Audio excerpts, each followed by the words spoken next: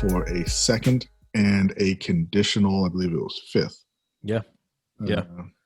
So now their edge rushers are Danielle Hunter and Yannick Ngakoue. So, that's pretty good if you can get it. Yeah. Yeah. That's really good. That's pretty good. So, yeah, that's a pretty good deal for the Vikings, and they're expected to work out I guess a restructure of the deal this year, and then try to get them extended at the end of the year. Right. Not a great deal if you're Jacksonville and you said you would not move him for anything less than a first plus. Right. Because wasn't there a rumor of them being offered a first round pick at some point? I'm sure there were. But, this is the story every time, a player says, I want out, and the team gets all indignant. They're like, no, we're not trading you. We'll only trade them for 18 first-round picks. And then, teams call, and they're like, okay, so what do you really want? And they're like, 18 first-round picks. And so, they say no. Then people stop calling, and they're like, this dude's really not showing up. Yeah. And we're not getting calls anymore, so now we got to take what we can get. Yeah, they held on to him for too long. That's what happened. Yeah. They held on to him for too long. They could have traded him before the draft, and I think got a higher pick. Yeah, they would have gotten a first-round pick if they traded him before the draft. Yeah, he's a young pass. Yeah, he's a young pass rusher. People love pass rushers, and when you're going into the draft and you see the guy that you want going off the board early, Yeah, and this is a pretty weak class for edge rushers. Yep.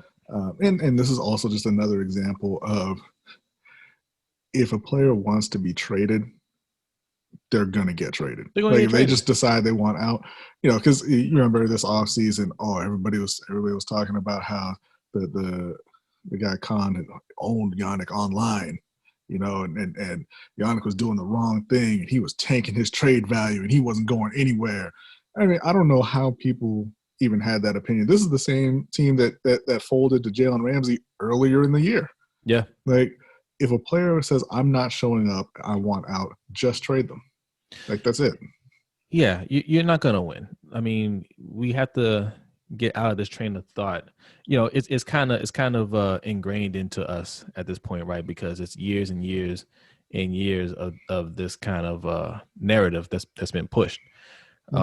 That the establishment always wins, that the team always wins, and the player's not going to win in these situations. And the best thing to do is just, just be a good teammate and do the right thing, right? Not in 2020. That's not how it works. The player is going to get his. That's just what it is. If you're a good enough player, if you're a practice squad guy, you don't have much say, right? If you're a bench warmer, you may not have much say. But if you're a good player or a star player, you're gonna get your way, one way or another. You don't even have this guy under contract. That's the first thing, right? He played out his contract, and you tagged him, but he's not under contract. You just tagged him, so he doesn't owe you anything, right? And only thing you're doing is letting the time run out on what you can get for him. Like we just said, the best time to trade him was before the draft or during the draft, right? You could have pulled a first round pick then. You're saying you want multiple first round picks. Nobody's going to give you that. And now we're 2 weeks away from the regular season. Nobody's definitely giving you anything of value because look, we have to get ready for the season. Do you want something or not? Well, not only that, like I say they would have gotten a first round pick. I think they would have gotten a late first because the team also has to pay him. Yeah. And you have to pay him like an elite pass rusher. And he deserves that contract, but you're not going to pay that much and giving up multiple draft picks like that, multiple high picks. Right. But yeah, it's just one of those things. Jacksonville, I would love to just put it on Jacksonville and say they're a terrible organization, which they are. That's why they've had all this talent just, running away from them. But it's basically every team in the league, just about. That they get, defensive's not the right word, but they say, hey, you can't tell me what to do, basically. Righteous indignation. If a player says, a player says, I want out, I'm not playing here anymore, and they say, well, you're playing for us or you're not playing. And it never works out. But, they get in the feelings a bit because, you got rejected by your star player, but just move on. You know, look, it's like our mom always told us: you can't be wrong and strong, right? And that's what a lot of organizations want to be. They want, even though they're in the wrong, they're not going to admit it. Like, no, we're just going to hold out because we're trying to improve a point, and we're not going to let the player win. That's what it always comes down to. We're not going to let the player win this, because if we bend on this player, the next player might try to do the same thing. Well, all right, how about you try identifying players that want to be there? Yeah. Players that are going to work identify the problem in your organization that's driving players out. Yeah. Yeah. Try that because Telvin Smith didn't want to be there. He found, and you're like, well, you're under contract. All right, well, I'll quit playing football. Okay. Did you win that? No. Right. It doesn't matter what's going on with Telvin Smith, outside of football, because people will point to that. Oh, well, look what's going on with him. Yeah, but you just don't have him. Right.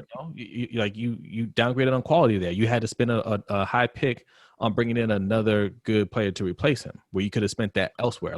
Well, no, they had to spend that money on Joe Schobert, and yeah, they had to use one of their first round picks on Chason because they know they weren't going to have Yannick. Well, even last year, Josh Allen.